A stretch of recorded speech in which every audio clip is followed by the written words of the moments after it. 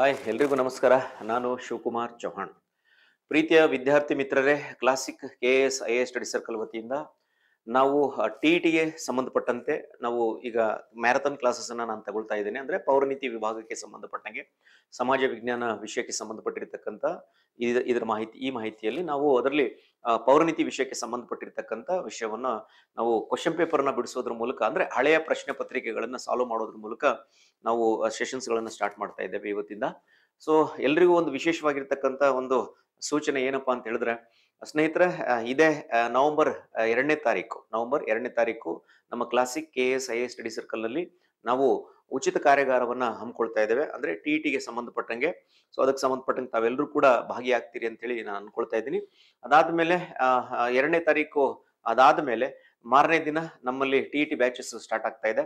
So ಎಲ್ರಿಗೂ ಒಂದು ಒಳ್ಳೆ ಸದಾವಕಾಶ ಇದೆ ಅಂತ ನಮ್ಮ ಸಂಸ್ಥೆಯ ಮೂಲಕ ನಾವು ಇದನ್ನು ಒದಗಿಸ್ಕೊಡ್ತಾ ಇದ್ದೀವಿ. ಸ್ನೇಹಿತರೆ, ಇದರ ಸದುಪಯೋಗವನ್ನ ನೀವೆಲ್ಲರೂ ಪಡ್ಕೊಳ್ತೀರಿ ಅನ್ನೋದು ನನ್ನ ಭಾವನೆ. ಓಕೆ, ಎಲ್ರಿಗೂ ಆಲ್ ದ ಬೆಸ್ಟ್ ಅನ್ನ ಹೇಳ್ತಾ ಇದ್ದೀನಿ. ಮೊದಲನೇದಾಗಿ ಎಲ್ರಿಗೂ TET ಬರೀಲಿಕ್ಕೆ ಹೊರಟಿರ್ತಕ್ಕಂಥ ಎಲ್ಲ ನನ್ನ ವಿದ್ಯಾರ್ಥಿ ಮಿತ್ರರಿಗೂ ಕೂಡ ನಮ್ಮ classic KS IAS study circle ವತಿಯಿಂದ ಎಲ್ರಿಗೂ ಮೊದಲನೇದಾಗಿ ಒಳ್ಳೇದಾಗಲಿ ಅಂತ ಹಾರೈಸ್ತಾ ಇವತ್ತಿನ ಸೆಷನ್ ಅನ್ನು ನಾನು ಸ್ಟಾರ್ಟ್ ಮಾಡ್ತಾ ಇದ್ದೀನಿ. ಸ್ನೇಹಿತರೆ, ಈ ಹಿಂದೆ ಒಂದಿಷ್ಟು ವಿಷಯಗಳು ನಾವು ಅಂದ್ರೆ ನಿನ್ನೆ ಸೆಷನ್ ಅಲ್ಲಿ ನಾವು ಮಾತಾಡಿದ್ವಿ. ಏನು ಅಂತ ಹೇಳಿದ್ರೆ, ಪ್ಯಾಟರ್ನ್ ಯಾವ ರೀತಿ ಇರ್ತದೆ, ಏನು ಎತ್ತ, ಅದ್ರ ಜೊತೆಗೆ ಪೌರನೀತಿ ವಿಷಯಕ್ಕೆ ಸಂಬಂಧಪಟ್ಟಂತೆ ನಾವು ಏನನ್ನ ಓದಿದ್ರೆ ಚೆನ್ನಾಗಿರ್ತದೆ ಅಂತ ಹೇಳಿ, ಯಾವ ಪುಸ್ತಕಗಳನ್ನ ಓದಿದ್ರೆ ಚೆನ್ನಾಗಿರ್ತದೆ ಅಂತ ಹೇಳಿ ನಾನು ನಿಮಗೆ ನಿನ್ನೆ ಸೆಷನ್ ಅಲ್ಲಿ ಹೇಳ್ತಾ ಇದ್ದೆ. ಏನು ಅಂತ ಹೇಳಿದ್ರೆ, ಸೊ ಪೌರನೀತಿ ವಿಷಯಕ್ಕೆ ಸಂಬಂಧಪಟ್ಟಂತೆ ನೇರವಾಗಿರ್ತಕ್ಕಂಥ ಪ್ರಶ್ನೆಗಳು ಸಹಜವಾಗಿ ಬರ್ತವೆ. ಸೊ ಹಾಗಾಗಿ ನೀವು ಅಂತಹ ಕಷ್ಟ ಪಡುವಂತ ಅವಶ್ಯಕತೆ ಏನಿಲ್ಲ.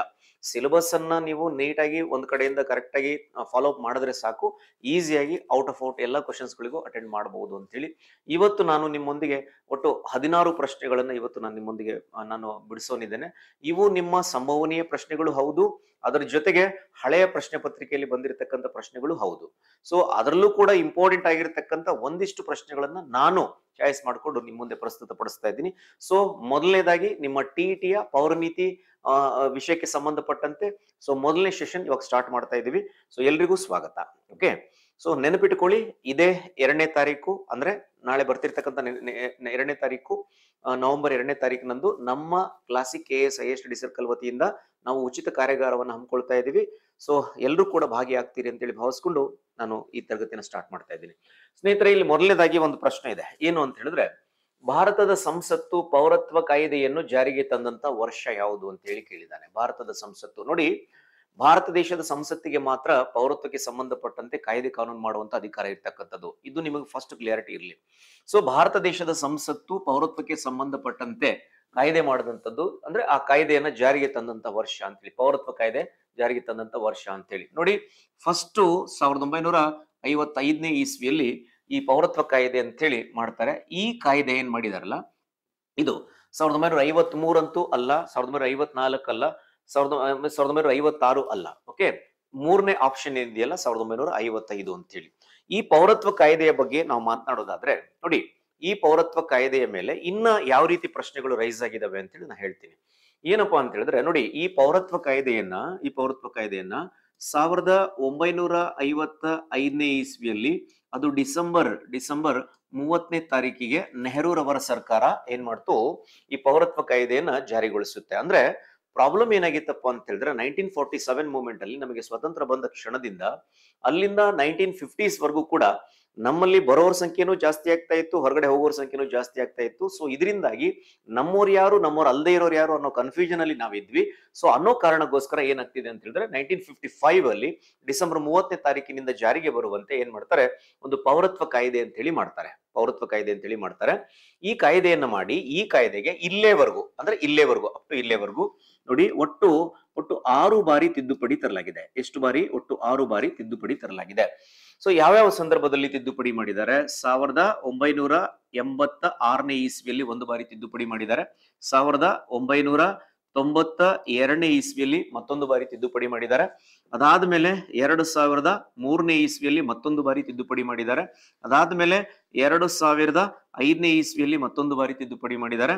ಅದಾದ್ಮೇಲೆ 2000 2015ನೇ ಇಸ್ವಿಯಲ್ಲಿ 5ನೇ ಬಾರಿಗೆ ತಿದ್ದುಪಡಿ ಮಾಡಿದ್ದಾರೆ. ಇತ್ತೀಚೆಗೆ ಅಂತ ಹೇಳಿದ್ರೆ 2019ನೇ ಇಸ್ವಿಯಲ್ಲಿ ನೀವು CAA ಅಂತ ಹೇಳಿ ಕರಿತೀರಿ, ಅಂದ್ರೆ ಸಿಟಿಜನ್ಶಿಪ್ ಅಮೆಂಡ್ಮೆಂಟ್ ಆಕ್ಟ್ ಅಂತ ಹೇಳಿ ಕರ್ಕೊಳ್ತೀವಿ.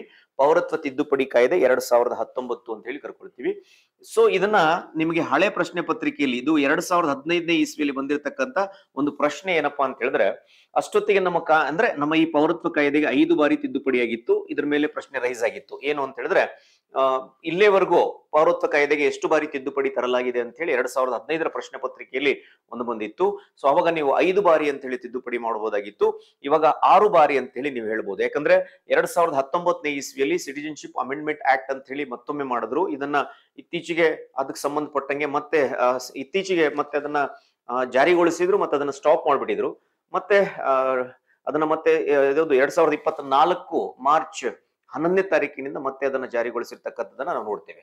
ಓಕೆ, ಒಟ್ಟಾರೆ ಹೇಳ್ಬೇಕು ಅಂತ ಹೇಳಿದ್ರೆ ಈ 1955ರ ಪೌರತ್ವ ಕಾಯ್ದೆಯನ್ನ ಜಾರಿಗೊಳಿಸಿದ್ದು 1955ನೇ ಇಸ್ವಿಯಿಂದ. ಅದು ನೆಹರೂರವರ ಸರ್ಕಾರ ಇತ್ತು ಎಂಬತಕ್ಕಂಥದ್ದು. ಸೊ ಹಾಗಾದ್ರೆ ಮುಂದಿನ ಪ್ರಶ್ನೆಗೆ ಹೋಗೋಣ. ಸೊ ನೆಕ್ಸ್ಟ್ ಮುಂದಿನ ಪ್ರಶ್ನೆ ನೋಡುವ. ಮುಂದಿನ ಪ್ರಶ್ನೆ, ಭಾರತದಲ್ಲಿ ಮತದಾನದ ವಯಸ್ಸನ್ನು 21 ವರ್ಷಗಳಿಂದ 18 ವರ್ಷಗಳಿಗೆ ಇಳಿಸಿದ ಸಂವಿಧಾನದ ತಿದ್ದುಪಡಿ ಯಾವುದು ಅಂತೇಳಿ ನೋಡಿ. ಈಗ ನಿಮಗೆಲ್ಲ ಗೊತ್ತಿರೋದ್ರ ಪ್ರಕಾರ ನಾವು ಕಾನ್ಸ್ಟಿಟ್ಯೂಷನ್ ಅಲ್ಲಿ ನಾವು ಇದ್ರ ಬಗ್ಗೆ ಕ್ಲಿಯರ್ ಇನ್ಫಾರ್ಮೇಶನ್ ನಮಗೆ ಸಿಕ್ಕಿರ್ಲಿಲ್ಲ, ಅಂದ್ರೆ ಇರ್ಲಿಲ್ಲ. 326ನೇ ವಿಧಿ ಅಡಿಯಲ್ಲಿ ನಿಮಗೆಲ್ಲ ಗೊತ್ತಿರೋದ್ರ ಪ್ರಕಾರ ಆ 326ನೇ ವಿಧಿಯಲ್ಲಿ ನಿಮಗೆ ವಯಸ್ಕ ಮತದಾನ ಪದ್ಧತಿಗೆ ಅವಕಾಶ ಮಾಡಿಕೊಟ್ಟಿದ್ದಾರೆ. ಈ ವಯಸ್ಕ ಮತದಾನ ಪದ್ಧತಿಯ ಅನುಗುಣವಾಗಿ ಇವಾಗ ನಮಗೆ 18 ವರ್ಷ ಮೇಲ್ಪಟ್ಟಿರ್ತಕ್ಕಂಥ ಪ್ರತಿಯೊಬ್ಬ ವಯಸ್ಕ ಮತದಾರರು ನೇರ ಚುನಾವಣೆಯಲ್ಲಿ ಭಾಗವಹಿಸಲಿಕ್ಕೆ ಅವಕಾಶ ಮಾಡಿಕೊಟ್ಟಿದ್ದಾರೆ. ಓಕೆ, ಸೊ ಇದು ಮುಂಚೆ ಏನಿತ್ತಪ್ಪ ಅಂತ ಹೇಳಿದ್ರೆ ಇದು 21 ವರ್ಷ ಅಂತ ಇತ್ತು. ಎಷ್ಟು ವರ್ಷ ಇತ್ತು? 21 ವರ್ಷ ಅಂತ ಇತ್ತು. ಇದನ್ನ ಏನ್ ಮಾಡಿದ್ರು, ಇವಾಗ 18 ವರ್ಷಕ್ಕೆ ಇಳಿಸಿದ್ರು. ಸೊ ವಯಸ್ಕ ಮತದಾನ ಪದ್ಧತಿ ಇಲ್ಲಿ ನಿಮಗೆ ಒಂದು ಕ್ವಶನ್ಗೆ ನಿಮಗೆ 2 ಆನ್ಸರ್ ಸಿಗ್ತದೆ ಇವಾಗ. ಅಂದ್ರೆ ಒಂದು ಪ್ರಶ್ನೆಯನ್ನ ಆನ್ಸರ್ ತಿಳ್ಕೊಳ್ಳಿಕ್ಕೆ ಹೊರಟಂತ ಸಂದರ್ಭದಲ್ಲಿ ನಿಮಗೆ 2 ಕೀ ಪಾಯಿಂಟ್ಸ್ ಗಳು ಸಿಕ್ಕಂಗೆ. ಒಂದೇನು ಅಂತ ಹೇಳಿದ್ರೆ, ವಯಸ್ಕ ಮತದಾನ ಪದ್ಧತಿಗೆ ಅವಕಾಶ ಮಾಡಿಕೊಟ್ಟಿರ್ತಕ್ಕಂಥ ಆರ್ಟಿಕಲ್ ಯಾವುದು ಅಂತ ಹೇಳಿ ಕೇಳಬಹುದು. ಸಾರ್ವತ್ರಿಕ ವಯಸ್ಕ ಮತದಾನ ಪದ್ಧತಿಗೆ 326ನೇ ಆರ್ಟಿಕಲ್. ಆಮೇಲೆ ಅದರ ಜೊತೆಗೆ ವಯಸ್ಕ ಮತದಾನ ಪದ್ಧತಿ ಎಷ್ಟು ವರ್ಷ ಮೇಲ್ಪಟ್ಟವರು ಅದಕ್ಕೆ ವೋಟ್ ಹಾಕಬಹುದು ಅಂತ ಹೇಳಿ ನೋಡಿದಾಗ 18 ವರ್ಷ ಮೇಲ್ಪಟ್ಟಿರ್ತಕ್ಕಂಥವ್ರು ವೋಟ್ ಹಾಕಬಹುದು.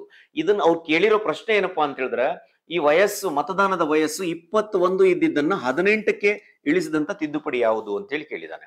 ಸೊ 18ಕ್ಕೆ ಇಳಿಸಿದಂತ ತಿದ್ದುಪಡಿ ಅದು 61ನೇ ತಿದ್ದುಪಡಿ. ಯಾವುದು? 61ನೇ ತಿದ್ದುಪಡಿ.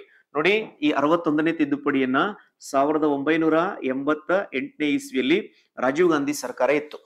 ರಾಜೀವ್ ಗಾಂಧಿ ಸರ್ಕಾರ ಇದ್ದಂತ ಸಂದರ್ಭದಲ್ಲಿ ಈ ತಿದ್ದುಪಡಿಯನ್ನು ಮಾಡಿ 1989 ಮಾರ್ಚ್ 28ನೇ ತಾರೀಕಿನಿಂದ ಜಾರಿಗೆ ಬರುವಂತೆ ಈ ತಿದ್ದುಪಡಿನ ಮಾಡಿದ್ದಾರೆ.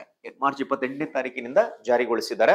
ಇದರ ಪ್ರಕಾರ ಮತದಾನದ ವಯಸ್ಸನ್ನ ಅಂದ್ರೆ 326ನೇ ವಿಧಿಗೆ ಈ ತಿದ್ದುಪಡಿ ಮಾಡ್ಬಿಟ್ಟು ಮತದಾನದ ವಯಸ್ಸನ್ನ ಎಷ್ಟು 21ರಿಂದ 18ಕ್ಕೆ ಇಳಿಸ್ತಾರೆ ಎಂಬತಕ್ಕಂಥದ್ದು. ಓಕೆ, ಇದೇ ಟಿ ಅಂತಾನೆ ಅಲ್ಲ, ಬಹಳಷ್ಟು ಸಂದರ್ಭಗಳಲ್ಲಿ ಈ ಪ್ರಶ್ನೆ ಅಂದ್ರೆ ಈ ಪಾಯಿಂಟ್ ಮೇಲೆ ಪ್ರಶ್ನೆಗಳು ರೈಸ್ ಆಗಿರ್ತಕ್ಕಂಥದ್ದನ್ನ ನಾವು ಗಮನಿಸ್ತೀವಿ. ಸೊ ಹಾಗಾಗಿ ಇದನ್ನ ಸ್ವಲ್ಪ ಸೀರಿಯಸ್ ಆಗಿ ತೆಗೆದುಕೊಂಡ್ರೆ ಚೆನ್ನಾಗಿರ್ತದೆ ಅಂತ ಹೇಳಿ ಹೇಳ್ಬಹುದು. ಸೊ ಈ ರೀತಿಯಾಗಿ ನೀವು ಗಮನಿಸಬಹುದು. ಇನ್ನ ಒಂದಿಷ್ಟು ವಿಷಯಗಳು ಏನಪ್ಪಾ ಅಂತ ಹೇಳಿದ್ರೆ, ಇಲ್ಲಿ 69ನೇ ತಿದ್ದುಪಡಿ ಹೊಂದಿದೆ. ಅದ್ರದ್ದು ಒಂದು ಸ್ವಲ್ಪ ಇನ್ಫಾರ್ಮೇಶನ್ ಅನ್ನು ಕೊಟ್ಬಿಡ್ತೀನಿ ನೋಡಿ. 69ನೇ ಕಾನ್ಸ್ಟಿಟ್ಯೂಷನಲ್ ಅಮೆಂಡ್ಮೆಂಟ್ ಇದು ರಾಷ್ಟ್ರೀಯ ರಾಜಧಾನಿ ನವದೆಹಲಿ ಅಂತೇಳಿ ದೆಹಲಿಗೆ ನಾವು ರಾಷ್ಟ್ರೀಯ ರಾಜಧಾನಿ ಸ್ಥಾನಮಾನವನ್ನ ಕೊಟ್ಟಿರ್ತಕ್ಕಂಥದ್ದನ್ನು ನೋಡ್ತೀವಿ. ಅದಾದ್ಮೇಲೆ 52ನೇ ತಿದ್ದುಪಡಿಯನ್ನು ಮಾಡೋದ್ರ ಮೂಲಕ 1985 ಅಲ್ಲಿ ಪಕ್ಷಾಂತರ ನಿಷೇಧ ಕಾಯ್ದೆ ಅಂತೇಳಿ 10ನೇ ಅನುಸೂಚಿಯನ್ನ ನಾವು ಸೇರ್ಪಡೆ, ಆಂಟಿ ಡಿಫೆಕ್ಷನ್ ಲಾ ಅಂತ ಹೇಳಿ ಕರಿತೀವಿ, ಅದನ್ನ ಸೇರಿಸಿರ್ತಕ್ಕಂಥದ್ದನ್ನ ನಾವು ನೋಡ್ತೀವಿ. ಸೊ ಹೀಗೆ ಏನಪ್ಪಾ ಅಂತ ಹೇಳಿದ್ರೆ, ಭಾರತ ದೇಶದ ಸಂವಿಧಾನಕ್ಕೆ ನಡೆದಿರುವಂತ ತಿದ್ದುಪಡಿಗಳಲ್ಲಿ 61ನೇ ತಿದ್ದುಪಡಿ ಏನನ್ನ ವಿಷಯ ತಿಳಿಸುತ್ತೆ, ಮತದಾನದ ವಯಸ್ಸನ್ನ ಇದು 21ರಿಂದ 18ಕ್ಕೆ ಇಳಿಸಿದಂತ ತಿದ್ದುಪಡಿ ಅಂತ ಹೇಳ್ಬೋದು. ಓಕೆ, ಸೊ ಹಾಗಾದ್ರೆ ಮುಂದಿನ ಪ್ರಶ್ನೆಗೆ ಹೋಗೋಣ. ಮುಂದಿನ ಪ್ರಶ್ನೆ ಏನಿದೆ ನೋಡುವ. ನೆಕ್ಸ್ಟ್, ಅಧೀನ ನ್ಯಾಯಾಲಯಗಳು ತಮ್ಮ ಅಧಿಕಾರ ವ್ಯಾಪ್ತಿಯನ್ನು ಮೀರಿ ಮೊಕದ್ದಮೆಯನ್ನು ವಿಚಾರಣೆ ಮಾಡಬಾರದು ಎಂದು ಸರ್ವೋಚ್ಚ ನ್ಯಾಯಾಲಯ ಹೊರಡಿಸುವ ಲಿಖಿತ ರೂಪದ ಅರ್ಜಿ. ಅಧೀನ ನ್ಯಾಯಾಲಯಗಳು ತಮ್ಮ ಅಧಿಕಾರ ವ್ಯಾಪ್ತಿಯನ್ನು ಮೀರಿ ಮೊಕದ್ದಮೆಯನ್ನು ವಿಚಾರಣೆ ಮಾಡಕೂಡದೆಂದು ಹೇಳುವಂಥದ್ದು. ಏನಿಲ್ಲ ನಿಷೇಧಾಜ್ಞೆ, ಪ್ರೊಹಿಬಿಷನ್ ಅಂತ ಹೇಳಿ, ಇನ್ನೇನೇನಿಲ್ಲ ಇದರಲ್ಲಿ.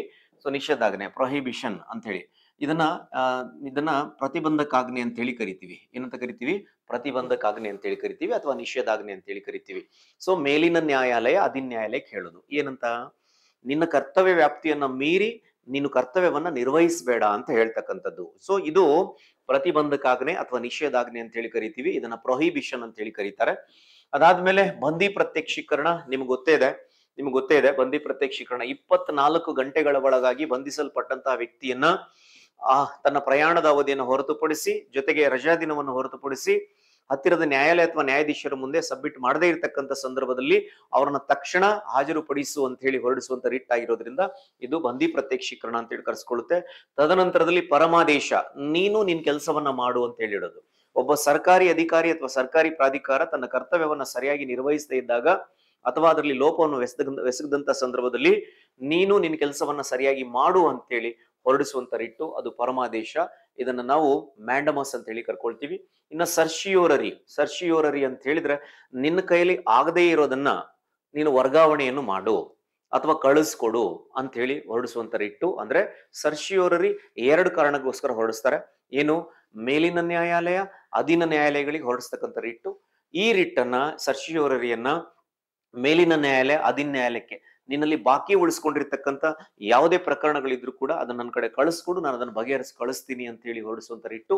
ಅಷ್ಟೇ ಅಲ್ಲ, ನೀನು ಕೊಟ್ಟಿರ್ತಕ್ಕಂತಹ ತೀರ್ಪು ತಪ್ಪಾಗಿದೆ, ಅದನ್ನ ರದ್ದುಪಡಿಸು ಅಂತೇಳಿ ಹೊರಡಿಸುವಂತ ರಿಟ್ಟು. ಸೊ ಹಾಗಾಗಿ ಈ 4 ರಿಟ್ಗಳು ಏನಿದಾವಲ್ಲ, ಇಲ್ಲಿ ಕೊಟ್ಟಿರ್ತಕ್ಕಂಥ ಆಪ್ಷನ್ಸ್ ಅಲ್ಲಿ ಈ 4 ರಿಟ್ಗಳಿಗೆ ಸಂಬಂಧಪಟ್ಟಂಗೆ, ಒಂದು ಬಂದಿ ಪ್ರತ್ಯಕ್ಷೀಕರಣ 24 ಗಂಟೆ ಒಳಗೆ ಹಾಜರುಪಡಿಸದೇ ಇದ್ದಾಗ ಹೊರಡಿಸುವಂತ ರಿಟ್ಟು. ಪರಮಾದೇಶ, ಒಬ್ಬ ಸರ್ಕಾರಿ ಅಧಿಕಾರಿ ಅಥವಾ ಸರ್ಕಾರಿ ಪ್ರಾಧಿಕಾರದ ವಿರುದ್ಧ ಮಾತ್ರ ಹೊರಡಿಸುವಂತ ರಿಟ್ಟು, ನಿನ್ನ ಕೆಲಸವನ್ನ ಸರಿಯಾಗಿ ಮಾಡು ಅಂತ ಹೇಳಿ. ಇನ್ನ ಸರ್ಶಿಯೋರರಿ, ಮೇಲಿನ ನ್ಯಾಯಾಲಯ ಅಧೀನ ನ್ಯಾಯಾಲಯಕ್ಕೆ ನಿನ್ನ ಕರ್ತವ್ಯ ವ್ಯಾಪ್ತಿಯನ್ನ ಮೀರಿ ನೀನು ನಿನ್ನಲ್ಲಿ ಬಾಕಿ ಉಳಿಸ್ಕೊಂಡಿರ್ತಕ್ಕಂಥ ಪ್ರಕರಣಗಳಿದ್ರೆ ಅದನ್ನು ಕಳಿಸ್ಕೊಡುವಂತ ಹೊರಡಿಸುವಂತದ್ದು. ಆಮೇಲೆ ಪ್ರತಿಬಂಧಕಾಜ್ಞೆ ಅಂತ ಹೇಳಿದ್ರೆ ನಿನ್ನ ಕರ್ತವ್ಯ ವ್ಯಾಪ್ತಿಯನ್ನ ಮೀರಿ ನೀನು ಕೆಲಸವನ್ನ ನಿರ್ವಹಿಸಬೇಡ ಅಂತ ಹೇಳ್ತಕ್ಕಂಥದ್ದು. ಸೊ ಇದು ನಿಮಗೆ ರಿಟ್ಗಳ ಪರಿಕಲ್ಪನೆ ನಮ್ದಲ್ಲ, ಇದನ್ನ ನಾವು ಇಂಗ್ಲೆಂಡಿನಿಂದ ಪಡ್ಕೊಂಡಿದೀವಿ. ನೋಡಿ, ಇತ್ತೀಚಿನ ದಿನಮಾನಗಳಲ್ಲಿ ಸಾಮಾನ್ಯವಾಗಿ ಯಾವುದೇ ಪ್ರಶ್ನೆ ಪತ್ರಿಕೆಯನ್ನ ನೀವು ತೆಗೆದುಕೊಂಡ್ರೆ ಅವುಗಳಲ್ಲಿ ಸರ್ವೇ ಸಾಮಾನ್ಯವಾಗಿ ರಿಟ್ಗಳ ಮೇಲೆ ಪ್ರಶ್ನೆ ಇದ್ದೇ ಇರ್ತದೆ. ಸೊ ಹಾಗಾಗಿ ತುಂಬಾ ಈಸಿ ಇದೆ, ಏನ್ ಕಷ್ಟ ಏನಿಲ್ಲ ರಿಟ್ಗಳ ಬಗ್ಗೆ. ಸೊ ಇದನ್ನ ಇಂಗ್ಲೆಂಡ್ ನಾವು ಎರವಲ್ ಪಡ್ಕೊಂಡಿದೀವಿ ಅಂತಕ್ಕಂಥ ವಿಷಯ ನಿಮ್ಮ ಗಮನಕ್ಕಿರ್ಲಿ. ಸೊ ಇದು 3ನೇ ಪ್ರಶ್ನೆಗೆ ಸರಿಯಾಗಿರ್ತಕ್ಕಂಥ ಉತ್ತರ, ಅದು ಪ್ರತಿಬಂಧಕಾಜ್ಞೆ ಅಂತ ಹೇಳಿ ನಾವು ಕರ್ಕೊಳ್ತೀವಿ. ಇದನ್ನ ನಿಷೇಧಾಜ್ಞೆ ಅಂತಾನು ನಾವು ಕರ್ಕೊಳ್ತೀವಿ. ಓಕೆ, ದೆನ್ ಮುಂದಿನ ಪ್ರಶ್ನೆಗೆ ಹೋಗೋಣ. ಮುಂದಿನ ಪ್ರಶ್ನೆ ಏನ್ ಹೇಳ್ತದೆ ಅಂತ ಹೇಳಿ, ರಾಷ್ಟ್ರೀಯ ತುರ್ತು ಪರಿಸ್ಥಿತಿಯನ್ನು ಜಾರಿಗೊಳಿಸಲು ರಾಷ್ಟ್ರಪತಿಯವರಿಗೆ ಅಧಿಕಾರ ನೀಡುವ ಸಂವಿಧಾನದ ವಿಧಿ ಯಾವುದು ಅಂತ ಹೇಳಿ ಕೇಳಿದ್ದಾನೆ. ರಾಷ್ಟ್ರೀಯ ತುರ್ತು ಪರಿಸ್ಥಿತಿ, ನ್ಯಾಷನಲ್ ಎಮರ್ಜೆನ್ಸಿ ಅಂತ ಹೇಳಿ ಕರ್ಕೊಳ್ತೀವಿ. ಸೊ ಫಸ್ಟ್ ನಾನು ನಿಮಗೆ ಒಂದು ಕ್ಲಿಯಾರಿಟಿ ಕೊಟ್ಟು ಬಿಡ್ತೀನಿ.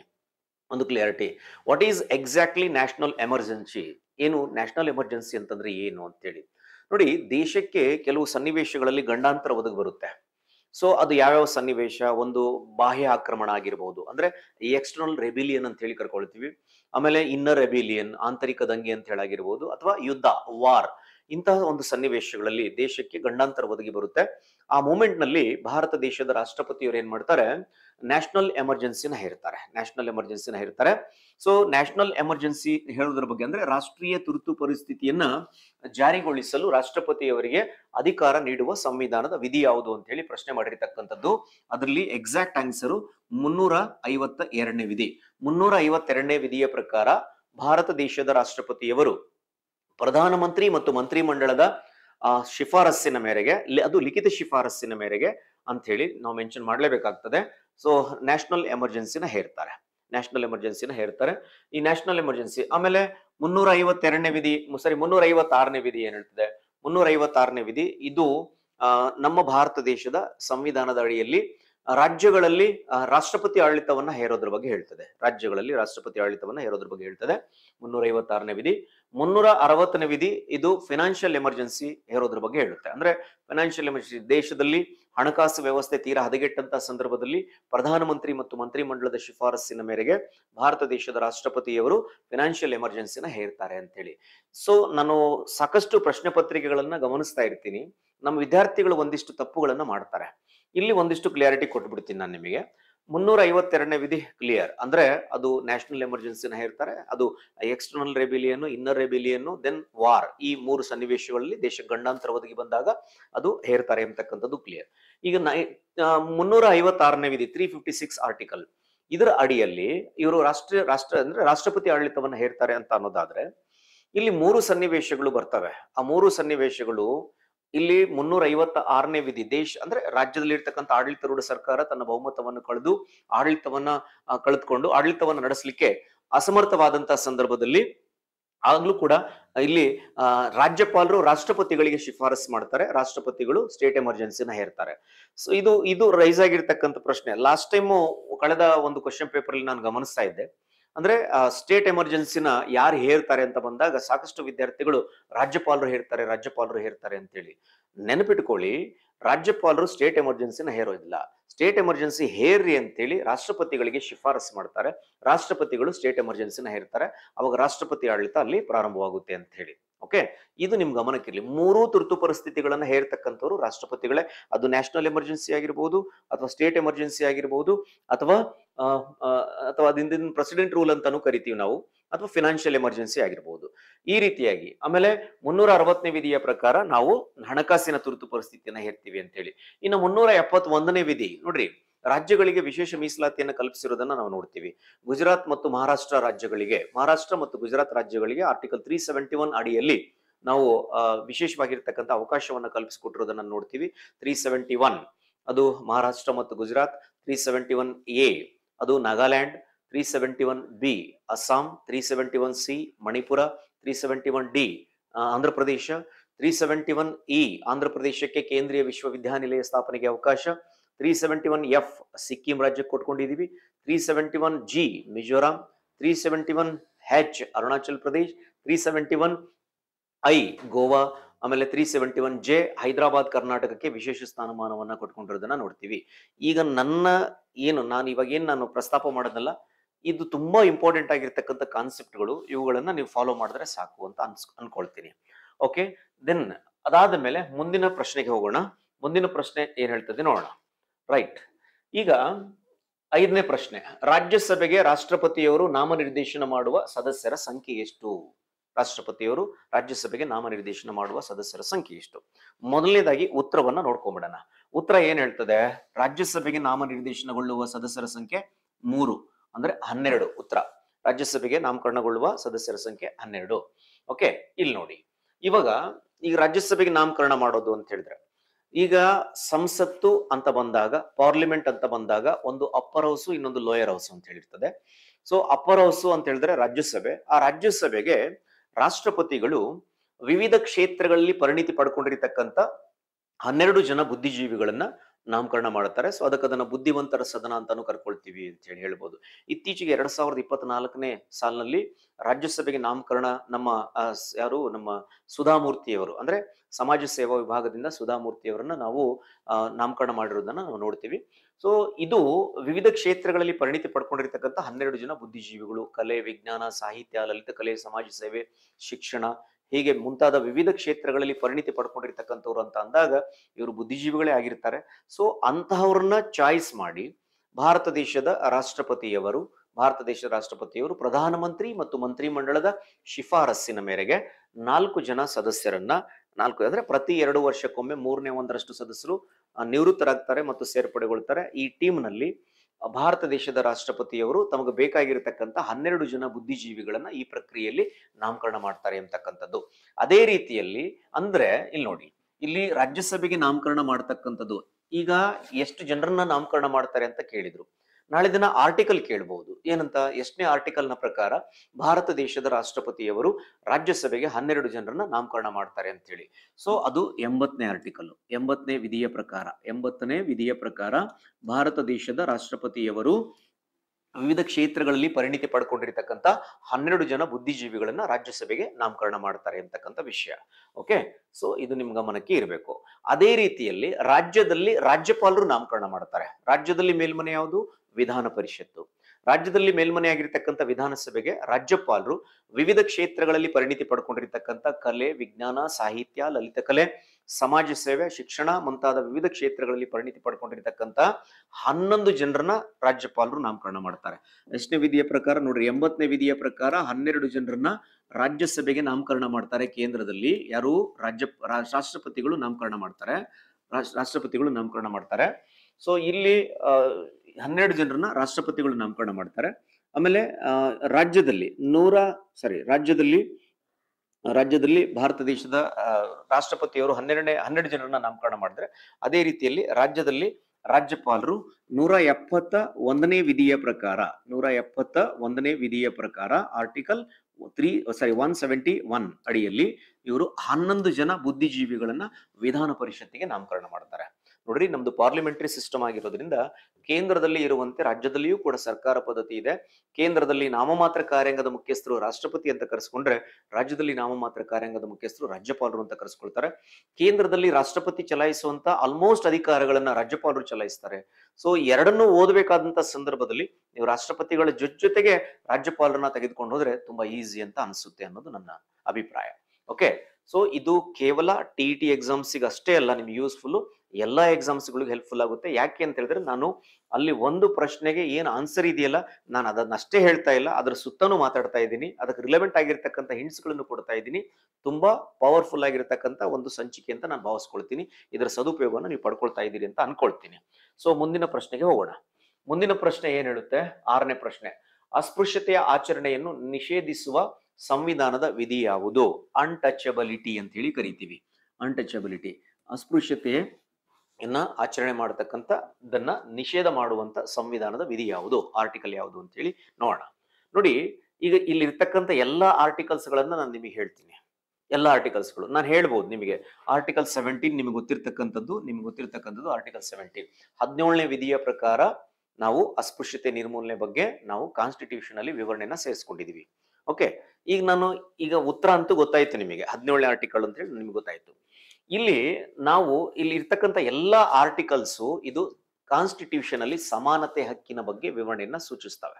ಸಮಾನತೆಯ ಬಗ್ಗೆ ಇಲ್ಲಿ ನಮಗೆ ಅಸ್ಪೃಶ್ಯತೆ ನಿರ್ಮೂಲನೆ ಬಗ್ಗೆ ಇದನ್ನ ಕ್ಲಿಯಾರಿಟಿ ಕೊಟ್ಟು ಬಿಡ್ತೀನಿ. ಮೊದಲನೇದಾಗಿ, ಯಾರೇ ಒಬ್ಬ ವ್ಯಕ್ತಿಯನ್ನು ಸಾರ್ವಜನಿಕ ಸ್ಥಳಗಳಲ್ಲಿ ನಿಂದಿಸುವ ಮತ್ತು ಅವಮಾನಿಸುವಂತ ಪ್ರಕ್ರಿಯೆಯನ್ನ, ಅವನ ಸಾಮಾಜಿಕ ಹಿನ್ನೆಲೆ ಆಗಿರ್ಬೋದು, ಸಾಂಸ್ಕೃತಿಕ ಹಿನ್ನೆಲೆ ಆಗಿರ್ಬೋದು, ಧಾರ್ಮಿಕ ಹಿನ್ನೆಲೆ ಆಗಿರ್ಬೋದು, ಅಥವಾ ಇರುವಿಕೆ ಆಗಿರ್ಬೋದು, ಇಂತಹ ಒಂದು ಸಿಚುವೇಶನ್ ಅನ್ನ ಇಟ್ಟುಕೊಂಡು ಅಥವಾ ಇಂತಹ ಒಂದು ಲಕ್ಷಣಗಳನ್ನ ಇಟ್ಟುಕೊಂಡು ಅವ್ರನ್ನ ಸಾರ್ವಜನಿಕ ಸ್ಥಳಗಳಲ್ಲಿ ನಿಂದಿಸೋದು, ಅವಮಾನಿಸೋದು, ಇಂತಹ ಒಂದು ಪ್ರಕ್ರಿಯೆ ಏನಿದಿಲ್ಲ, ನಾವ್ ಇದನ್ನ ಅಸ್ಪೃಶ್ಯತೆ ಅಂತ ಹೇಳಿ ಕರ್ಕೊಳ್ತೀವಿ. ಅಸ್ಪೃಶ್ಯತೆಯನ್ನ ಈಗ ನಿಷಿದ್ಧ ಮಾಡಿದ್ದಾರೆ. ಅಂದ್ರೆ ನಿಮ್ಗೆಲ್ಲ ಗೊತ್ತಿರೋದ್ರ ಪ್ರಕಾರ 1976 ಅಲ್ಲಿ 1976ನೇ ಇಸ್ವಿಯಲ್ಲಿ ಇಂದಿರಾ ಗಾಂಧಿ ಸರ್ಕಾರ ಏನ್ ಮಾಡ್ತು, ಅಸ್ಪೃಶ್ಯತೆ ನಿರ್ಮೂಲನಾ ಕಾಯ್ದೆ ಅಂತ ಹೇಳಿ ಮಾಡಿರೋದನ್ನ ನೋಡ್ತೀವಿ. ಸೊ ಇದೇ ಅಸ್ಪೃಶ್ಯತೆ ನಿರ್ಮೂಲನಾ ಕಾಯ್ದೆಯನ್ನ ಹೆಸರು ಬದಲಾವಣೆ ಮಾಡಿ 1955ನೇ ಇಸ್ವಿಯಿಂದ ಇದನ್ನ ನಾಗರಿಕ ಹಿತರಕ್ಷಣಾ ಕಾಯ್ದೆ ಅಂತ ಮಾಡಿರೋದನ್ನ ನಾವು ನೋಡಬಹುದು. 1955 ನಾಗರಿಕ ಹಿತರಕ್ಷಣಾ ಕಾಯ್ದೆ, 1976 ಅಸ್ಪೃಶ್ಯತೆ ನಿರ್ಮೂಲನಾ ಕಾಯ್ದೆ ಅಂತ ಹೇಳಿ ಮಾಡ್ಕೊಂಡಿರ್ತಕ್ಕಂಥದ್ದನ್ನ ನಾವು ನೋಡಬಹುದು. ಸೊ ಇದು ನಿಮಗೆ ಗೊತ್ತಿರಬೇಕಾಗಿರ್ತಕ್ಕಂಥ ವಿಷಯ. ಸಾಮಾನ್ಯವಾಗಿ ನಿಮಗೆ 17ನೇ ಆರ್ಟಿಕಲ್ ನ ಮೇಲೆ ಪ್ರಶ್ನೆಗಳು ರೈಸ್ ಆಗ್ತಾನೆ ಇರ್ತವೆ. ಅದು ನೇರವಾಗಿರ್ತಕ್ಕಂಥ ಪ್ರಶ್ನೆ. ಈವನ್ KS ಪ್ರಿಲಿಮ್ಸ್ ಅಲ್ಲೂ ನಾನು ಗಮನಿಸಿದ್ದೀನಿ, ಸಾಕಷ್ಟು ಸಂದರ್ಭದಲ್ಲಿ ಅಸ್ಪೃಶ್ಯತೆ ಮೇಲೆ ಪ್ರಶ್ನೆ ಕೇಳಿದ್ರು ಕೂಡ ಆರ್ಟಿಕಲ್ನೇ ಕೇಳಿದ್ದಾನೆ. ನೀವು ಬಹಳಷ್ಟು ಸಂದರ್ಭದಲ್ಲಿ ಗಮನಿಸಬಹುದು. ಇದನ್ನ ನೋಡಿ. ಆಮೇಲೆ ನಂತರದಲ್ಲಿ ಈಗ ಆರ್ಟಿಕಲ್ 14 ನಿಮ್ಗೆ ಗೊತ್ತಿದೆ, 14ನೇ ವಿಧಿ ಸಮಾನತೆ ಬಗ್ಗೆ ಹೇಳ್ತದೆ. ಕಾನ್ಸ್ಟಿಟ್ಯೂಷನ್ ಅಲ್ಲಿ ಪ್ರತಿಯೊಬ್ಬ ಭಾರತೀಯನಿಗೆ 2 ರೀತಿಯ ಸಮಾನತೆಗೆ ಅವಕಾಶ ಮಾಡಿಕೊಟ್ಟಿದ್ದಾರೆ. ಏನು 2 ರೀತಿಯ ಸಮಾನತೆ? ಯಾವ ರೀತಿ ಇರ್ತದೆ 2 ರೀತಿಯ ಸಮಾನತೆ ಅಂತ ಹೇಳಿದ್ರೆ, ಈಗ ಪ್ರತಿಯೊಬ್ಬ ಭಾರತೀಯನಿಗೆ ಕಾನೂನಿನ ಅಡಿಯಲ್ಲಿ ಸಮಾನತೆ ಅಂತ ಕೊಟ್ಟಿದ್ದಾರೆ. ಸೊ ಈ ಪರಿಕಲ್ಪನೆ ನಮ್ದಲ್ಲ, ಇದನ್ನ ಬ್ರಿಟನ್ ದೇಶದಿಂದ ನಾವು ಎರವಲು ಪಡ್ಕೊಂಡಿದ್ದೀವಿ. ನಂತರದಲ್ಲಿ ಇನ್ನೊಂದು ಕಾನೂನಿನ ಅಡಿಯಲ್ಲಿ ಸಮಾನ ರಕ್ಷಣೆ. ನಮ್ಮ ಭಾರತ ದೇಶದಲ್ಲಿ ಒಬ್ಬ ಸಾಮಾನ್ಯ ಪ್ರಜೆಯಿಂದ ಹಿಡಿದು ಈ ದೇಶದ ಪ್ರಥಮ ಪ್ರಜೆ ರಾಷ್ಟ್ರಪತಿವರೆಗೂ ಕೂಡ ಪ್ರತಿಯೊಬ್ಬರಿಗೂ ಕೂಡ ರಕ್ಷಣೆಯನ್ನ ಕೊಡ್ತಕ್ಕಂಥದ್ದನ್ನ ನಾವು ನೋಡಬಹುದು ಅನ್ನೋದು. ಸೊ ಇದು 14ನೇ ಆರ್ಟಿಕಲ್ಗೆ ಸಂಬಂಧಪಟ್ಟಂತೆ. ಇದು ಒಂದಿಷ್ಟು ವಿನಾಯಿತಿನೂ ಕೂಡ ಇದೆ. ಸೊ ಅಧಿಕಾರಾವಧಿಯಲ್ಲಿದ್ದಾಗ ರಾಷ್ಟ್ರಪತಿ ಮತ್ತು ರಾಜ್ಯಪಾಲರನ್ನ ಬಂಧಿಸ್ಲಿಕ್ಕೆ ಬರೋದಿಲ್ಲ, ಉಳಿದವ್ರನ್ನ ಆಟೋಮೆಟಿಕಲಿ ನಾವು ಬಂಧಿಸ್ತೀವಿ. ಅದೊಂದು ವಿನಾಯಿತಿ ಇದೆ. ಜೊತೆಗೆ ಇದಕ್ಕೆ ಸಂಬಂಧಪಟ್ಟಂಗೆ ಇನ್ನ ಸೈನಿಕರಿಗೆ ವಿನಾಯಿತಿ ಇದೆ. ಸೈನಿಕರಿಗೆ ಈ 14ನೇ ಆರ್ಟಿಕಲ್ ಅಪ್ಲೈ ಆಗೋದಿಲ್ಲ, ಅವ್ರಿಗೆ ಸೈನಿಕ ಕಾನೂನುಗಳಂತ ಇರ್ತವೆ. ಅದರ ಜೊತೆಗೆ ಮತ್ತೆ ಮುಂದುವರೆದು ನೋಡೋದಾದ್ರೆ ಇದು ವೈದ್ಯರಿಗೆ ಅಪ್ಲೈ ಆಗೋದಿಲ್ಲ, ವಕೀಲರಿಗೆ ಅಪ್ಲೈ ಆಗೋದಿಲ್ಲ, ಇವರಿಗೆಲ್ಲ ಸಪರೇಟ್ ಕಾನೂನುಗಳು ಅಂತ ಇರ್ತವೆ. ಅದಾದ್ಮೇಲೆ ನೆಕ್ಸ್ಟ್ ಗುಪ್ತಚರ ಇಲಾಖೆಯವರಿಗಾಗಿರ್ಬೋದು, ವಿದೇಶಿ ಸಾರ್ವಭೌಮರಿಗಾಗಿರ್ಬೋದು, ಅಥವಾ ಇನ್ನ ನಮ್ಮ ರಾಯಭಾರಿಗಳಿಗಾಗಿರ್ಬೋದು. ಸೊ ಇದು 14ನೇ ಆರ್ಟಿಕಲ್ ಇಂದ ಇವರಿಗೆ ವಿನಾಯಿತಿನ ಕೊಟ್ಟಿರ್ತಾರೆ ಅಂತಕ್ಕಂಥ ವಿಷಯ. ದೆನ್ 15ನೇ ವಿಧಿಗೆ ಸಂಬಂಧಪಟ್ಟಂತೆ ಯಾರೇ ಒಬ್ಬ ವ್ಯಕ್ತಿಯನ್ನ ಸಾರ್ವಜನಿಕವಾಗಿ ಏನ್ ಮಾಡಬಾರ್ದು, ಅವನ ಜಾತಿ, ಧರ್ಮ, ಸಂಸ್ಕೃತಿ, ಆಚಾರ, ವಿಚಾರ, ನಡೆ, ನುಡಿ ಇವುಗಳ ಬೇಸ್ ಮೇಲೆ, ಅಥವಾ ವಾಸಸ್ಥಳ, ಜನ್ಮಸ್ಥಳ, ಅಥವಾ ವರ್ಣ, ಲಿಂಗ ಇವುಗಳ ಆಧಾರದ ಮೇಲೆ ಅವರನ್ನ ತಾರತಮ್ಯ ಮಾಡೋದನ್ನ ಇದು ನಿಷಿದ್ಧ ಮಾಡುತ್ತೆ ಅಂತ ಹೇಳಿ. ಆಮೇಲೆ 16ನೇ ವಿಧಿ, ಇದು ಪ್ರತಿಯೊಬ್ಬ ವ್ಯಕ್ತಿಯ ಯೋಗ್ಯತೆ ಮತ್ತು ಅರ್ಹತೆಯನ್ನು ಆಧರಿಸಿ ಉದ್ಯೋಗದಲ್ಲಿ ಸಮಾನತೆಗೆ ಅವಕಾಶವನ್ನು ಮಾಡಿಕೊಡ್ಬೇಕು ಅಂತ ಹೇಳ್ತದೆ. ಆಮೇಲೆ 17ನೇ ವಿಧಿ ಅಂತೂ ಅಸ್ಪೃಶ್ಯತೆ ನಿರ್ಮೂಲನೆ ಬಗ್ಗೆ ಹೇಳ್ತದೆ. ಇಲ್ಲಿ ಮೇಯ್ನ್ ಆಗಿ 14ನೇ ವಿಧಿಯಿಂದ ಹಿಡಿದು 18ನೇ ವಿಧಿಗಳವರೆಗೆ ನಾವು ಸಮಾನತೆ ಹಕ್ಕಿನ ಬಗ್ಗೆ ಏನ್ ಮಾತಾಡ್ತೀವಲ್ಲ, ಪ್ರತಿಯೊಬ್ಬ ಭಾರತೀಯನಿಗೂ ಕೂಡ ಸಮಾನತೆಯ ನೆಲೆಗಟ್ಟಿನಲ್ಲಿ ವಿಚಾರ ಮಾಡಿರೋದನ್ನ ನಾವು ನೋಡ್ತೀವಿ. ಸೊ ಇದು ಇದಕ್ಕೆ ಸರಿಯಾಗಿರ್ತಕ್ಕಂಥ ಉತ್ತರ 17 ಅಂತ ಹೇಳಿ ನಾವು ಹೇಳ್ಬೋದು. ನೆಕ್ಸ್ಟ್ ಮುಂದಿನ ಪ್ರಶ್ನೆಗೆ ಹೋಗೋಣ. ಮುಂದಿನ ಪ್ರಶ್ನೆ 7ನೇ ಪ್ರಶ್ನೆಗೆ ಬರೋಣ. 7ನೇ ಪ್ರಶ್ನೆ ಏನ್ ಹೇಳ್ತದೆ, ಜಾತ್ಯತೀತ ಎಂಬ ಪದ ಸೆಕ್ಯುಲರ್ ಎಂಬತಕ್ಕಂಥ ಪದವನ್ನು ಬಳಸ್ತೀವಿ. ಎಂಬ ಪದವನ್ನು ಅಳವಡಿಸಿದ ಸಂವಿಧಾನದ ತಿದ್ದುಪಡಿ ಯಾವುದು ಅಂತ ಹೇಳಿ ಕೇಳಿದ್ದಾರೆ. ಅಳವಡಿಸಿದ ಸಂವಿಧಾನದ ತಿದ್ದುಪಡಿ ಯಾವುದು ಅಂತ ಹೇಳಿ ಕೇಳಿದ್ದಾರೆ. ನೋಡಿ, ಭಾರತ ದೇಶದ ಸಂವಿಧಾನಕ್ಕೆ ಈ ಜಾತ್ಯತೀತ ಎಂಬತಕ್ಕಂಥ ಪದ, ಬೇಸ್ ಕಾನ್ಸ್ಟಿಟ್ಯೂಷನ್ ಅಲ್ಲಿ ಜಾತ್ಯತೀತ ಎಂಬತಕ್ಕಂಥ ಪದ ಇರಲಿಲ್ಲ. ಯಾವಾಗ ಸೇರಿಸ್ತಾರೆ ಅಂತ ಹೇಳಿದ್ರೆ ಇದನ್ನ 1976 ಅಲ್ಲಿ ಸೇರಿಸ್ತಾರೆ. 1976ನೇ ಇಸ್ವಿಯಲ್ಲಿ ಕಾನ್ಸ್ಟಿಟ್ಯೂಷನ್ಗೆ 42ನೇ ಅಮೆಂಡ್ಮೆಂಟ್ ಅನ್ನ ಮಾಡೋದ್ರ ಮೂಲಕ ಸೇರ್ಪಡೆ ಮಾಡ್ತಾರೆ. ಸೊ ಯಾವುದು 3 ಪದಗಳನ್ನ ಸೇರ್ಪಡೆ ಮಾಡ್ತಾರೆ. ಒಂದು ಜಾತ್ಯತೀತ, ಇನ್ನೊಂದು ಐಕ್ಯತೆ, ಜಾತ್ಯತೀತ, ಐಕ್ಯತೆ ಮತ್ತು ಸಮಾಜವಾದಿ. ಯಾವುದು? ಸಮಾಜವಾದಿ. ಓಕೆ, ಸಮಾಜವಾದಿ. ಇನ್ನೊಂದು ಜಾತ್ಯತೀತ, ಸಮಾಜವಾದಿ, ಜಾತ್ಯತೀತ ಮತ್ತೆ ಐಕ್ಯತೆ ಎಂಬತಕ್ಕಂಥ ಪದ. ಈ 3 ಪದಗಳನ್ನ ಸೇರ್ಪಡೆ ಮಾಡ್ತಾರೆ. 3 ಪದಗಳನ್ನ ಸೇರ್ಪಡೆ ಮಾಡಿ ಸಮಾಜವಾದಿ, ಜಾತ್ಯತೀತ ಮತ್ತು ಐಕ್ಯತೆ ಎಂಬತಕ್ಕಂಥ 3 ಪದಗಳು ಬೇಸ್ ಕಾನ್ಸ್ಟಿಟ್ಯೂಷನ್ ಅಲ್ಲಿ ಇರಲಿಲ್ಲ. ಸೊ ಬೇಸ್ ಕಾನ್ಸ್ಟಿಟ್ಯೂಷನ್ ಅಲ್ಲಿ ಇರಲಿಲ್ಲ. ಸಮಾಜವಾದಿ, ಜಾತ್ಯತೀತ ಮತ್ತು ಐಕ್ಯತೆ ಎಂಬತಕ್ಕಂಥ ಪದಗಳು ನಮ್ಮ ಕಾನ್ಸ್ಟಿಟ್ಯೂಷನ್ ಅಲ್ಲಿ ಇರಲಿಲ್ಲ. ಇದು ನಿಮಗೆ ಗೊತ್ತಿರತಕ್ಕಂಥ ವಿಷಯ. ಇದನ್ನ ಏನ್ ಮಾಡ್ತಾರಪ್ಪ ಅಂತ ಹೇಳಿದ್ರೆ 1976ನೇ ಇಸ್ವಿಯಲ್ಲಿ 42ನೇ ಕಾನ್ಸ್ಟಿಟ್ಯೂಷನಲ್ ಅಮೆಂಡ್ಮೆಂಟ್ ಮಾಡೋದ್ರ ಮೂಲಕ, 42ನೇ ಸಂವಿಧಾನದ ತಿದ್ದುಪಡಿಯನ್ನ ಮಾಡೋದ್ರ ಮೂಲಕ ಏನ್ ಮಾಡ್ತಾರೆ, ಇದನ್ನ ಸೇರ್ಪಡೆ ಮಾಡ್ತಾರೆ. 42ನೇ ಸಂವಿಧಾನದ ತಿದ್ದುಪಡಿ ಮಾಡೋದ್ರ ಮೂಲಕ ಸೇರ್ಪಡೆ ಮಾಡ್ತಾರೆ ಅಂತ ಹೇಳಿ ನೋಡಿ. ಭಾರತ ದೇಶದ ಸಂವಿಧಾನಕ್ಕೆ ನಡೆದಿರುವಂತ ಅತ್ಯಂತ ದೊಡ್ಡ ತಿದ್ದುಪಡಿ. 100ಕ್ಕೆ 100 ಗ್ಯಾರಂಟಿ ಕೊಡ್ತೀನಿ ನಾನು. ಯಾವುದೇ ಕಾಂಪಿಟೇಟಿವ್ ಎಕ್ಸಾಮ್ಸ್ ಅಲ್ಲಿ ಇದ್ರ ಮೇಲೆ ಪ್ರಶ್ನೆಗಳು ಗ್ಯಾರಂಟಿ ಬರ್ತಾನೆ ಇರ್ತವೆ. ಯಾಕಂದ್ರೆ 1976ನೇ ಇಸ್ವಿಯಲ್ಲಿ ಇಂದಿರಾ ಗಾಂಧಿ ಅವರ ಸರ್ಕಾರ ಭಾರತ ದೇಶದ ಸಂವಿಧಾನಕ್ಕೆ 42ನೇ ಅಮೆಂಡ್ಮೆಂಟ್ ಅನ್ನ ಮಾಡುತ್ತೆ. ಆ ಅಮೆಂಡ್ಮೆಂಟ್ ಅನ್ನ ಮಾಡೋದ್ರ ಮೂಲಕ ಕಾನ್ಸ್ಟಿಟ್ಯೂಷನ್ ನ ಬಹಳಷ್ಟು ವಿಷಯಗಳಿಗೆ ಸಂಬಂಧಪಟ್ಟಂತೆ ತಿದ್ದುಪಡಿಯನ್ನು ತರ್ತಾರೆ. ಸಾಕಷ್ಟು ವಿಷಯಗಳಿಗೆ ಅಮೆಂಡ್ಮೆಂಟ್ ಅನ್ನ ತರ್ತಾರೆ. ಅದರಲ್ಲಿ ಅತ್ಯಂತ ಪ್ರಮುಖವಾಗಿರ್ತಕ್ಕಂಥ ಒಂದಿಷ್ಟು ತಿದ್ದುಪಡಿಗಳು ಅಂತ ಹೇಳಿದ್ರೆ ಅದರಲ್ಲಿ ಪ್ರಸ್ತಾವನೆಗೆ 1 ಬಾರಿ ಮಾತ್ರ ತಿದ್ದುಪಡಿ ಮಾಡಿ ಏನ್ ಮಾಡ್ತಾರೆ, ಸಮಾಜವಾದಿ, ಜಾತ್ಯತೀತ ಮತ್ತು ಐಕ್ಯತೆ ಎಂಬತಕ್ಕಂಥ 3 ಪದಗಳನ್ನ ಸೇರ್ಪಡೆ ಮಾಡ್ತಾರೆ. ಅದಾದ್ಮೇಲೆ ಇದೇ ತಿದ್ದುಪಡಿ ಮಾಡೋದ್ರ ಮೂಲಕ 4A ಅಂತೇಳಿ ಒಂದು ಹೊಸ ಭಾಗವನ್ನ ಸೇರಿಸಿ ಮೂಲಭೂತ ಕರ್ತವ್ಯಗಳ ಬಗ್ಗೆ ಇನ್ಫಾರ್ಮೇಶನ್ ಅನ್ನು ಸೇರಿಸ್ತಾರೆ. ಆಮೇಲೆ ಅದರಲ್ಲಿ 51AA ವಿಧಿಯಿಂದ 51AJ ವಿಧಿಗಳವರೆಗೆ ನಾವು ಮೂಲಭೂತ ಕರ್ತವ್ಯಗಳ ಬಗ್ಗೆ 11 ಮೂಲಭೂತ ಕರ್ತವ್ಯಗಳನ್ನು ಒಳಗೊಂಡಿರ್ತಕ್ಕಂಥದ್ದನ್ನು ನೋಡಬಹುದು. ಅದೇ ರೀತಿಯಲ್ಲಿ ಸಮವರ್ತಿ ರಾಜ್ಯ ಪಟ್ಟಿಯಲ್ಲಿ ಇರ್ತಕ್ಕಂಥ ಒಂದಿಷ್ಟು 5 ವಿಷಯಗಳನ್ನ ತೆಗೆದು ಶಿಕ್ಷಣ, ಅರಣ್ಯ, ಅಳತೆ ಮತ್ತು ತೂಕ, ಅದರ ಜೊತೆಗೆ ಮತ್ತೆ ವನ್ಯಜೀವಿಗಳು ಮತ್ತು ಪಕ್ಷಿಗಳು ಮತ್ತು ಅಧೀನ ನ್ಯಾಯಾಲಯಗಳ ಆಡಳಿತಾತ್ಮಕ ವಿಷಯಗಳು, ಒಂದು 5 ಪದಗಳನ್ನ ರಾಜ್ಯ ಪಟ್ಟಿಯಿಂದ ಸಮವರ್ತಿ ಪಟ್ಟಿಗೆ ಸೇರಿಸಿರ್ತಕ್ಕಂಥದ್ದನ್ನ ನಾವು ನೋಡ್ತೇವೆ. ಸೊ ಬಹಳಷ್ಟು ಇಂಪಾರ್ಟೆಂಟ್ ಆಗಿರ್ತಕ್ಕಂಥ ತಿದ್ದುಪಡಿ ಕೂಡ ಇದು. ಇದನ್ನ ಮಿನಿ ಸಂವಿಧಾನ, ಪುಟ್ಟ ಸಂವಿಧಾನ, ಕಿರು ಸಂವಿಧಾನ, ಆಮೇಲೆ ಇದನ್ನ ಇಂದಿರಾ ಸಂವಿಧಾನ, ಈ ರೀತಿಯಾಗಿ ನಾವು ಕರ್ಕೊಳ್ತೀವಿ. ಸೊ ಯಾವ್ದು 42ನೇ ಅಮೆಂಡ್ಮೆಂಟ್ ಅನ್ನ ನಾವು ಈ ರೀತಿ ಕರ್ಕೊಳ್ತೀವಿ. ಇದು ಅತ್ಯಂತ ಶ್ರೇಷ್ಠವಾಗಿರ್ತಕ್ಕಂಥ ತಿದ್ದುಪಡಿನೂ ಕೂಡ ಹೌದು.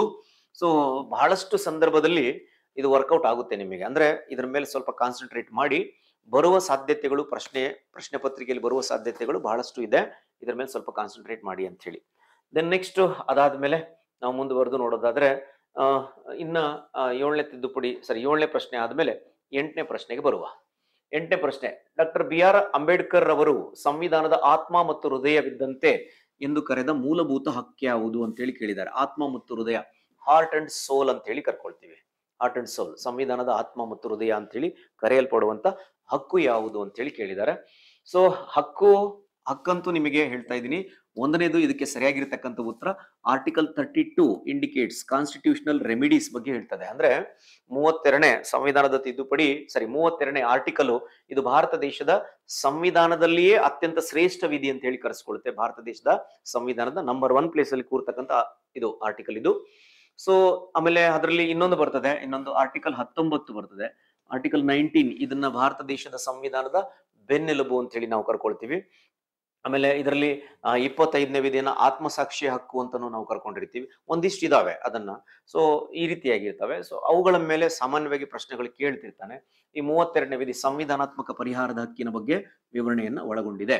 ಸಂಪೂರ್ಣ ಸಂವಿಧಾನದ ವಿಷಯಗಳನ್ನ ಒಂದು ಕಡೆ ಇಟ್ರೆ ಸಂವಿಧಾನಾತ್ಮಕ ಪರಿಹಾರದ ಹಕ್ಕು ಒಂದು ಆ ತೂಕ ಕೊಡುತ್ತೆ. ಅಂದ್ರೆ ಸಂವಿಧಾನದಲ್ಲಿ ಕೊಟ್ಟಿರ್ತಕ್ಕಂಥ ಅವಕಾಶಗಳು, ಅವುಗಳ ಬಳಕೆ, ಇವುಗಳಿಗೆ ಸಂಬಂಧಪಟ್ಟಂತೆ ಏನಾದ್ರೂ ಘಾಸಿ ಉಂಟಾದಾಗ ಅಥವಾ ಸಮಸ್ಯೆಗಳು ಕ್ರಿಯೇಟ್ ಆದಾಗ ನ್ಯಾಯ ರಕ್ಷಣೆ ಮಾಡತಕ್ಕಂಥ ಅವಕಾಶ ಕೊಟ್ಟಿರ್ತಕ್ಕಂಥದ್ದೇ ಸಂವಿಧಾನಾತ್ಮಕ ಪರಿಹಾರದ ಹಕ್ಕು. ಈ ಸಂವಿಧಾನಾತ್ಮಕ ಪರಿಹಾರದ ಹಕ್ಕಿನ ಅಡಿಯಲ್ಲಿ 32ನೇ ವಿಧಿಯ ಅಡಿಯಲ್ಲಿ ಭಾರತ ದೇಶದ ಸುಪ್ರೀಂ ಕೋರ್ಟ್ ನಮಗೆ ರಕ್ಷಣೆಯನ್ನ ಮಾಡೋದ್ರ ಜೊತೆಗೆ ಇದೇ 139ನೇ ಆರ್ಟಿಕಲ್ನ ಅಡಿಯಲ್ಲಿ ಭಾರತ ದೇಶದ ಸುಪ್ರೀಂ ಕೋರ್ಟ್ 5 ರೀತಿಯ ರಿಟ್ಗಳನ್ನು ಹೊರಡಿಸುವಂತ ಅಧಿಕಾರವನ್ನ ಪಡ್ಕೊಂಡಿದೆ. ಹೇಬಿಯಸ್ ಕಾರ್ಪಸ್, ಮ್ಯಾಂಡಮಸ್, ಪ್ರೊಹಿಬಿಷನ್, ಸರ್ಶಿಯೋರರಿ, ಕೋಹಾರೆಂಟೋ ಅಂತ ಹೇಳಿ. ಸೊ ಇದಿಷ್ಟು ನಿಮಗೆ ರಿಟ್ಗಳು ಅಂತೇಳಿ ನಾವು ಹೇಳ್ಬೋದು. ಜಸ್ಟ್ ಅವಾಗಲೇ ಮಾತಾಡಿದ್ವಿ ನಾವು. ಸೊ ಹೀಗೆ ಸಂವಿಧಾನಾತ್ಮಕ ಪರಿಹಾರದ ಹಕ್ಕಿನ ಬಗ್ಗೆ ವಿವರಣೆಯನ್ನ ಒಳಗೊಂಡಿರ್ತಕ್ಕಂಥದ್ದು ಆರ್ಟಿಕಲ್ 32. ಇದನ್ನ ಡಾಕ್ಟರ್ BR ಅಂಬೇಡ್ಕರ್ ಅವರು ಸಂವಿಧಾನದ ಆತ್ಮ ಮತ್ತು ಹೃದಯ ಅಂತೇಳಿ ಕರೀತಾರೆ. ಯಾಕಂದ್ರೆ ಸಂಪೂರ್ಣ ಸಂವಿಧಾನ ಮತ್ತು ಮೂಲಭೂತ ಹಕ್ಕುಗಳ ರಕ್ಷಣೆಯ ಹೊಣೆ ಹೊತ್ತಿರತಕ್ಕಂಥ ಆರ್ಟಿಕಲ್ ಯಾವ್ದಾದ್ರು ಇದ್ರೆ ಅದು 32ನೇ ಆರ್ಟಿಕಲ್. ಇದು ಇದು ಆ ಫಂಡಮೆಂಟಲ್ ರೈಟ್ ಆಗಿರೋದ್ರಿಂದ ಇದು ತುಂಬಾ ಪ್ರಾಧಾನ್ಯತೆಯನ್ನು ಪಡ್ಕೊಂಡಿದೆ ಅಂತ ಹೇಳ್ಬಹುದು. ಓಕೆ, ಸೊ ಹಾಗಾದ್ರೆ ಸಂವಿಧಾನಾತ್ಮಕ ಪರಿಹಾರದಕ್ಕೂ ಸರಿಯಾಗಿರ್ತಕ್ಕಂಥ ಉತ್ತರ. ನೆಕ್ಸ್ಟ್ ಅದರಲ್ಲಿ ಮತ್ತೆ ಸ್ವಾತಂತ್ರ್ಯದ ಹಕ್ಕು. ಇದು ಭಾರತ ದೇಶದ ಸಂವಿಧಾನದ ಅಡಿಯಲ್ಲಿ 19ರಿಂದ 22ನೇ ಆರ್ಟಿಕಲ್ ನವರೆಗೆ ಇಂಡಿಕೇಟ್ ಮಾಡುತ್ತೆ. ಆಮೇಲೆ ಶೋಷಣೆ ವಿರುದ್ಧದಕ್ಕೂ ಇದು ರೈಟ್ ಟು ಅಗೇನೆಸ್ಟ್ ಎಕ್ಸ್ಪ್ಲೋಯಿಟೇಷನ್ ಅಂತ ಹೇಳಿ ನಾವು ಕರ್ಕೊಳ್ತೀವಿ. ಶೋಷಣೆ ವಿರುದ್ಧದ ಹಕ್ಕು. ಸಾಂಸ್ಕೃತಿಕ ಮತ್ತು ಶೈಕ್ಷಣಿಕ ಹಕ್ಕು, ಕಲ್ಚರಲ್ ಅಂಡ್ ಎಜುಕೇಶನಲ್ ರೈಟ್ ಅಂತ ಹೇಳಿ ನಾವು ಕರ್ಕೊಳ್ತೀವಿ. ಸೊ ಒಟ್ಟಾರೆ ಇದಕ್ಕೆ ಸರಿಯಾಗಿರ್ತಕ್ಕಂಥ ಉತ್ತರ ಏನಪ್ಪಾ ಅಂತ ಹೇಳಿದ್ರೆ 32ನೇ ಆರ್ಟಿಕಲ್. 32ನೇ ಆರ್ಟಿಕಲ್ಗೆ ಸಂಬಂಧಪಟ್ಟಂತ ಸಂವಿಧಾನಾತ್ಮಕ ಪರಿಹಾರದ ಹಕ್ಕು ಅಂತೇಳಿ ನಾವು ಹೇಳ್ಬೋದು.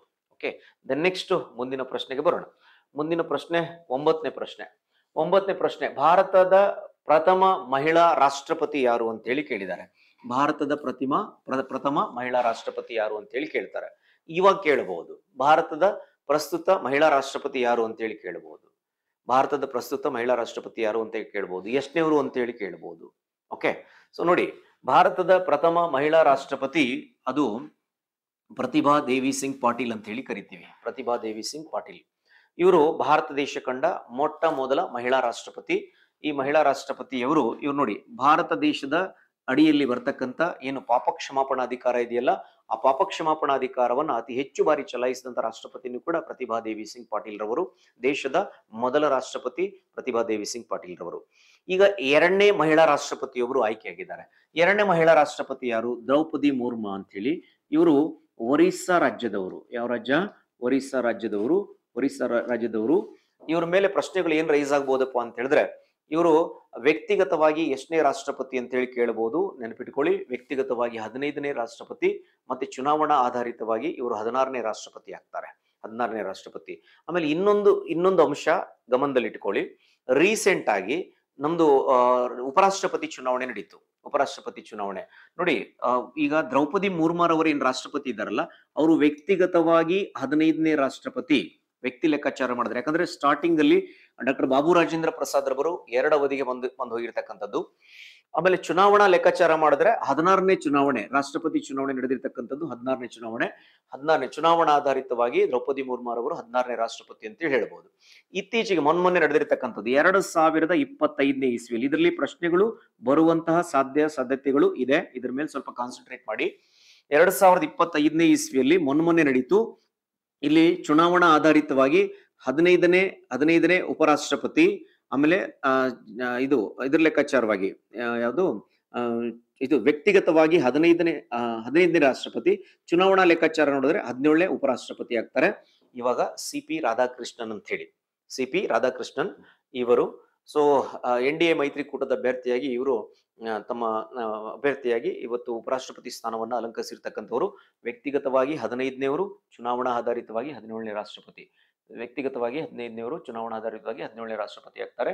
ಸೊ ಹಾಗಾಗಿ ಇದನ್ನ ಸ್ವಲ್ಪ ಗಮನದಲ್ಲಿ ಇಟ್ಕೊಳ್ಳಿ. ಇದ್ರ ಮೇಲೆ ಪ್ರಶ್ನೆಗಳು ಬರುವ ಸಾಧ್ಯತೆಗಳು ಇರುತ್ತವೆ ಅಂತ ಹೇಳಿ. ಇನ್ನ ನೋಡಿ, ಇಲ್ಲಿ ಬೇರೆ ವಿಷಯಗಳನ್ನ ನೋಡೋಣ. ಇಂದಿರಾ ಗಾಂಧಿ ಅವರು ದೇಶದ ಪ್ರಥಮ ಮಹಿಳಾ ಪ್ರಧಾನಿ. ಇಂದಿರಾ ಗಾಂಧಿ ಅವರು. ಇನ್ನು ಸರೋಜಿನಿ ದೇವಿ ನಾಯ್ಡು ಇವರು ಭಾರತ ದೇಶ ಕಂಡ ರಾಜ್ಯವೊಂದರ ಮೊದಲ ಗವರ್ನರ್ ರಾಜ್ಯಪಾಲರು, ಅದು ಮಹಿಳಾ ರಾಜ್ಯಪಾಲರಾಗಿದ್ದಂಥವ್ರು ಉತ್ತರ ಪ್ರದೇಶದವರು. ಇನ್ನ ಸುಚೇತ ಕೃಪಲಾನಿ ಉತ್ತರ ಪ್ರದೇಶದವರು, ಇವರು ಉತ್ತರ ಪ್ರದೇಶದ ಮೊದಲ ಮಹಿಳಾ ಮುಖ್ಯಮಂತ್ರಿ, ಅಂದ್ರೆ ಭಾರತ ದೇಶದಲ್ಲಿಯೇ ರಾಜ್ಯವೊಂದರ ಮೊದಲ ಮಹಿಳಾ ಮುಖ್ಯಮಂತ್ರಿ ಸುಚೇತ ಕೃಪಲಾನಿ ಅಂತ ಹೇಳಿ ಹೇಳ್ಬೋದು. ಭಾರತ ದೇಶದಲ್ಲಿ ಪ್ರಥಮ ರಾಷ್ಟ್ರಪತಿ ಆದಂತ ಮಹಿಳೆ ಅಂತ ಹೇಳಿ ಕೇಳಿದ್ರೆ ಅದು ಪ್ರತಿಭಾ ದೇವಿ ಸಿಂಗ್ ಪಾಟೀಲ್ ಅಂತ ಹೇಳಿ ಹೇಳ್ಬೋದು. ರೈಟ್. ದ ನೆಕ್ಸ್ಟ್ ಮುಂದಿನ ಪ್ರಶ್ನೆಗೆ ಹೋಗೋಣ. ಹತ್ತನೇ ಪ್ರಶ್ನೆ ಏನ್ ಹೇಳ್ತದೆ? ಪಂಚಶೀಲ ತತ್ವಗಳಿಗೆ ಸಹಿ ಹಾಕಿದವರು ಯಾರು? ಸಹಿ ಹಾಕಿದವರು ಅವರೆಯ, ಸಿಹಿ ಹಾಕಿದವರು ಅವರೆಯ? ಯಾರು ಪಂಚಶೀಲ ತತ್ವಗಳು ಅಂತ ಹೇಳಿ? ನೋಡಿ, ಒಂದಾನೊಂದು ಕಾಲದಲ್ಲಿ ನಮ್ಮ ದೇಶ ಚೀನಾ ರಾಷ್ಟ್ರದೊಂದಿಗೆ ಬಹಳಷ್ಟು ದೊಡ್ಡ ಮಟ್ಟದಲ್ಲಿ ಉತ್ತಮವಾಗಿರ್ತಕ್ಕಂಥ ಬಾಂಧವ್ಯವನ್ನು ಹೊಂದಿದ್ದಂತ ದೇಶ. ಇವತ್ತು ಒಂದಾನೊಂದು ಕಾಲದಲ್ಲಿ ಇಂಡೋಚೀನಿ ಬಾಯಿ ಬಾಯಿ ಅಂತ ಹೇಳಿದ್ದು 1954 ಅಲ್ಲಿ 1954ನೇ ಇಸ್ವಿಯಲ್ಲಿ ಈ ಪಂಚಶೀಲ ತತ್ವಗಳಿಗೆ ಇವರು ಏನ ಮಾಡ್ತಾರೆ? ಸಿಗ್ನೇಚರ್ನ ಮಾಡ್ತಾರೆ. ಅವರು ಜವಾಹರ್ಲಾಲ್ ನೆಹರು ಮತ್ತು ಚೀನಾದ ಅಂದಿನ ಅಧ್ಯಕ್ಷರು ಚೌ ಎನ್ ಲಾಯ್ ಅಂತ ಹೇಳಿ, ಯಾರು? ಚೀನಾದ ಚೌ ಎನ್ ಲಾಯ್ ಮತ್ತು ಜವಾಹರ್ಲಾಲ್ ನೆಹರು ಅಂತ ಹೇಳಿ ಇವರು ಈ ಪಂಚಶೀಲ ತತ್ವಗಳಿಗೆ ಸಿಗ್ನೇಚರ್ನ ಮಾಡಿದಂಥವ್ರು. 1954 ಅಲ್ಲಿ ಪಂಚಶೀಲ ತತ್ವಗಳನ್ನ ಮಾಡ್ತಾರೆ. ಪಂಚಶೀಲ ತತ್ವಗಳಿಗೆ ಸಿಗ್ನೇಚರ್ನ ಮಾಡಿದಂಥವ್ರು. ಸೊ ಯಾರು ಅಂದ್ರೆ ಯಾವ ದೇಶಗಳ ನಡುವೆ ನಡೀತು? ಭಾರತ ಮತ್ತು ಚೈನಾದ ನಡುವೆ ಪಂಚಶೀಲ ಒಪ್ಪಂದ ನಡೀತು ಅಂತ ಹೇಳ್ಬೋದು. 1954 ಅಲ್ಲಿ ನಡೀತು. ಅದಕ್ಕೆ ಸಿಗ್ನೇಚರ್ ಮಾಡಿದವರು ಯಾರು ಅಂತ ಹೇಳಿ ಕೇಳಿದ್ರೆ ಜವಾಹರ್ಲಾಲ್ ನೆಹರು ಮತ್ತು ಅದು ಚೀನಾದ ಚೌ ಎನ್ ಲಾಯ್ ಅಂತಕ್ಕಂಥವ್ರು ಅಂತ ಹೇಳಿ ಹೇಳ್ಬೋದು. ಓಕೆ, ನೆಕ್ಸ್ಟ್ 10ನೇ ಪ್ರಶ್ನೆ ಆಯ್ತು. ಈಗ ನೆಕ್ಸ್ಟ್ 11ನೇ ಪ್ರಶ್ನೆಗೆ ಹೋಗೋಣ. 11ನೇ ಪ್ರಶ್ನೆ ಏನ್ ಹೇಳ್ತಿದೆ? ರಾಜ್ಯಶಾಸ್ತ್ರದ ಪಿತಾಮಹ ಯಾರು ಅಂತ ಹೇಳಿ ಕೇಳ್ತಾನೆ. ರಾಜ್ಯಶಾಸ್ತ್ರದ ಪಿತಾಮಹ ನಿಮಗೆಲ್ಲ ಗೊತ್ತಿರೋದ್ರ ಪ್ರಕಾರ ರಾಜ್ಯಶಾಸ್ತ್ರದ ಪಿತಾಮಹ ಅರಿಸ್ಟಾಟಲ್. ಯಾರು? ಅರಿಸ್ಟಾಟಲ್. ಸೊ ಭಾರತ ದೇಶದಲ್ಲಿ ರಾಜನೀತಿಯ ಪಿತಾಮಹ ಅಂತೇಳಿ ನಾವು ಕರಿತೀವಿ, ಅದು ಕೌಟಿಲ್ಯನನ್ನ ಕರಿತೀವಿ. ಭಾರತ ದೇಶದಲ್ಲಿ ರಾಜನೀತಿಯ ಪಿತಾಮಹ ಕೌಟಿಲ್ಯ. ಆಮೇಲೆ ನಾವು ರಾಜ್ಯಶಾಸ್ತ್ರದ ಪಿತಾಮಹ ಅಂತೇಳಿ ಕರೆದ್ರೆ ಸೊ ಅದು ಅರಿಸ್ಟಾಟಲ್ ಅಂತ ಹೇಳಿ. ಇಲ್ಲಿ ನಾವು ಇವರೆಲ್ಲರೂ ಚಿಂತಕರೇ. ಸಾಕ್ರೆಟಿಸ್ ಆಗಿರ್ಬೋದು, ಪ್ಲೇಟೋ ಆಗಿರ್ಬೋದು ಮತ್ತು ಆಡಮ್ ಸ್ಮಿತ್ ಆಗಿರ್ಬೋದು, ಇವರೆಲ್ಲರೂ ಕೂಡ ಚಿಂತಕರೇ. ಸೊ ಅದರಲ್ಲಿ ಈ ಅರಿಸ್ಟಾಟಲ್ ಏನಿದಾರಲ್ಲ, ಇವರು ರಾಜ್ಯಶಾಸ್ತ್ರದ ಪಿತಾಮಹ ಅಂತೇಳಿ ಕರೆಸ್ಕೊಳ್ತಾರೆ. ನೆಕ್ಸ್ಟ್ ಅದಾದ್ಮೇಲೆ ಮುಂದೆ ಸಂವಿಧಾನದ ವಿಧಿ 315ರ ಅಡಿಯಲ್ಲಿ ಸ್ಥಾಪಿತವಾದ ಸಂವಿಧಾನಾತ್ಮಕ ಆಯೋಗ ಯಾವುದು? ಕಾನ್ಸ್ಟಿಟ್ಯೂಷನಲ್ ಬಾಡಿ ಯಾವುದು ಅಂತೇಳಿ 315ನೇ ವಿಧಿ ಅಡಿಯಲ್ಲಿ ಸ್ಥಾಪಿತವಾದಂತಹ ಸಂವಿಧಾನಾತ್ಮಕ ಆಯೋಗ ಯಾವುದು? ಕೇಂದ್ರ ಲೋಕಸೇವಾ ಆಯೋಗ, UPSC ಅಂತೇಳಿ ಕರಿತೀವಿ ನಾವು. ಕೇಂದ್ರ ಲೋಕಸೇವಾ ಆಯೋಗ ಅಂತೇಳಿ ಕರಿತೀವಿ. UPSC, union public service commission ಅಂತೇಳಿ ಕರ್ಕೊಳ್ತೀವಿ. 1950ನೇ ಇಸ್ವಿಯಲ್ಲಿ ಜನವರಿ 26ನೇ ತಾರೀಕಿಗೆ ನಮ್ಮ ಕಾನ್ಸ್ಟಿಟ್ಯೂಷನ್ ಜಾರಿಗೆ ಬರುತ್ತೆ. ಜಾರಿಗೆ ಬಂದ ನಂತರದಲ್ಲಿ 315ನೇ ವಿಧಿ ಅಡಿಯಲ್ಲಿ ಭಾರತ ದೇಶದಲ್ಲಿ ನಾವು ಏನ್ ಮಾಡ್ಕೊಂಡಿದೀವಿ? ಕೇಂದ್ರ ಲೋಕಸೇವಾ ಆಯೋಗದ ಸ್ಥಾಪನೆಗೆ ಅವಕಾಶವನ್ನ ಮಾಡಿಕೊಟ್ಟಿರೋದನ್ನ ನಾವು ನೋಡ್ತೀವಿ ಅಂತ ಹೇಳಿ. ಆಮೇಲೆ ಇದರಲ್ಲಿ 12ನೇ ವಿಧಿ ಒಟ್ಟು ನೋಡಿ ರಾಜ್ಯ ಲೋಕಸೇವಾ ಆಯೋಗ ನೋಡಿ 1950 ಜನವರಿ 26ನೇ ತಾರೀಕಿಗೆ ಯಾವುದು? ಕೇಂದ್ರ ಲೋಕಸೇವಾ ಆಯೋಗ ಅಂದ್ರೆ UPSC ಪ್ರಾರಂಭವಾಯಿತು. ಅದಾದ್ಮೇಲೆ 1951 ಮೇ 18ನೇ ತಾರೀಕಿಗೆ HP ಗುಂಡಪ್ಪ ಗೌಡ ಅವರ ಅಧ್ಯಕ್ಷತೆಯಲ್ಲಿ ಕರ್ನಾಟಕ ರಾಜ್ಯದಲ್ಲಿ KPSC ಪ್ರಾರಂಭವಾಗುತ್ತೆ. KPSC, Karnataka public service commission ಅಂತ ಹೇಳಿ ನಾವು ಕರ್ಕೊಳ್ತೀವಿ. ಇದು ನಿಮ್ ಗಮನಕ್ಕೆ ಇರಬೇಕು. ಓಕೆ, ನೆಕ್ಸ್ಟ್ ಅದಾದ್ಮೇಲೆ ಮುಂದಿನ ಪ್ರಶ್ನೆ 13ನೇ ಪ್ರಶ್ನೆ ಯಾವ್ದಪ್ಪ ಅಂತ ಹೇಳಿದ್ರೆ ಭಾರತ ಸಂವಿಧಾನದ 44ನೇ ತಿದ್ದುಪಡಿಯಿಂದಾಗಿ ಭಾರತ ದೇಶದ ಸಂವಿಧಾನದ 44ನೇ ತಿದ್ದುಪಡಿಯಿಂದಾಗಿ ಆಪ್ಷನ್ ನಂಬರ್ 1 ಇದೆ. ಮೂಲಭೂತ ಹಕ್ಕುಗಳನ್ನು ಶಾಸನೀಯ ಹಕ್ಕುಗಳ ಪಟ್ಟಿಗೆ ಸೇರಿಸಲಾಯಿತು. ಶಿಕ್ಷಣವನ್ನು ಮೂಲಭೂತ ಹಕ್ಕೆಂದು ಪರಿಗಣಿಸಲಾಯಿತು. ಆಸ್ತಿ ಹಕ್ಕನ್ನು ಮೂಲಭೂತ ಹಕ್ಕುಗಳ ಭಾಗದಿಂದ ತೆಗೆದುಹಾಕಲಾಯಿತು. ಮಾನವ ಹಕ್ಕುಗಳಿಗೆ ವಿಶೇಷ ಸ್ಥಾನಮಾನ ನೀಡಲಾಯಿತು. ನೋಡಿ, ಇದಕ್ಕೆ ರೈಟ್ ಆನ್ಸರ್ 3ನೇದಾಗುತ್ತೆ. ಅಂದ್ರೆ ಭಾರತ ಸಂವಿಧಾನದ 44ನೇ ತಿದ್ದುಪಡಿಯಿಂದಾಗಿ ಆಸ್ತಿ ಹಕ್ಕನ್ನು ಮೂಲಭೂತ ಹಕ್ಕುಗಳ ಭಾಗದಿಂದ ತೆಗೆದುಹಾಕಲಾಯಿತು. ನೋಡಿ, ಈ 44ನೇ ಕಾನ್ಸ್ಟಿಟ್ಯೂಷನಲ್ ಅಮೆಂಡ್ಮೆಂಟ್ ಇದು 1978 ಅಲ್ಲಿ 1978ನೇ ಇಸ್ವಿಯಲ್ಲಿ ಮೊರಾರ್ಜಿ ದೇಸಾಯಿ ಅವರು ಪ್ರಧಾನಮಂತ್ರಿ ಆಗಿದ್ದಂತ ಸಂದರ್ಭದಲ್ಲಿ ನಡೀತಕ್ಕಂತ ಅಮೆಂಡ್ಮೆಂಟ್ ಇದು. ಈ ಅಮೆಂಡ್ಮೆಂಟ್ ಇಂದ ಏನ್ ಮಾಡ್ತಾರಪ್ಪ ಅಂತ ಹೇಳಿದ್ರೆ 31ನೇ ವಿಧಿಯಲ್ಲಿ 3ನೇ ಭಾಗದಲ್ಲಿ ಮೂರನೇ ಭಾಗದಲ್ಲಿ ಈ ಒಂದು ಆಸ್ತಿ ಹಕ್ಕು ಒಂದು ಫಂಡಮೆಂಟಲ್ ರೈಟ್ ಆಗಿತ್ತು, ಮೂಲಭೂತ ಹಕ್ಕಾಗಿತ್ತು.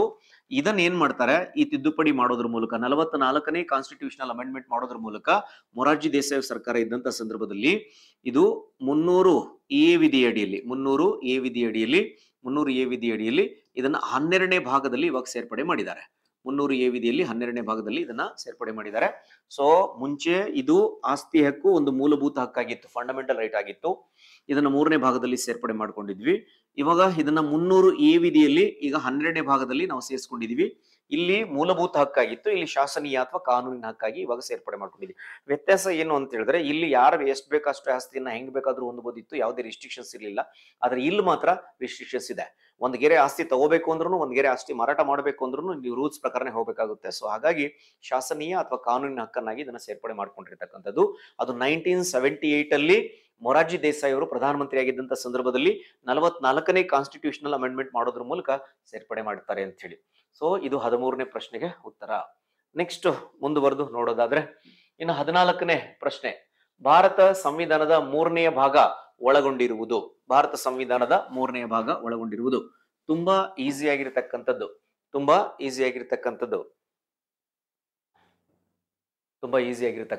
ಏನಪ್ಪಾ ಅಂತ ಹೇಳಿದ್ರೆ ನೋಡಿ, ಇದು ಮೂಲಭೂತ ಕರ್ತವ್ಯಗಳು, ಮೂಲಭೂತ ಹಕ್ಕುಗಳು, ರಾಜನೀತಿ ನಿರ್ದೇಶಕ ತತ್ವಗಳು, ಇದು 3ನೇ ಭಾಗ ಒಳಗೊಂಡಿರ್ತಕ್ಕಂಥದ್ದು. ಇವ್ರು ಕೇಳಿರೋದು 3ನೇ ಭಾಗ ಮೂಲಭೂತ ಹಕ್ಕುಗಳ ಬಗ್ಗೆ ವಿವರಣೆಯನ್ನ ಒಳಗೊಂಡಿರ್ತಕ್ಕಂಥ ಭಾಗ, ಸಂವಿಧಾನದ 3ನೇ ಭಾಗ. ನೋಡಿ ಇಲ್ಲಿ ಕ್ಲಿಯಾರಿಟಿ ಕೊಟ್ಬಿಡ್ತೀನಿ. ಅಲ್ಲಿ ಮೂಲಭೂತ ಕರ್ತವ್ಯಗಳು ಅಂತ ಇದೆ.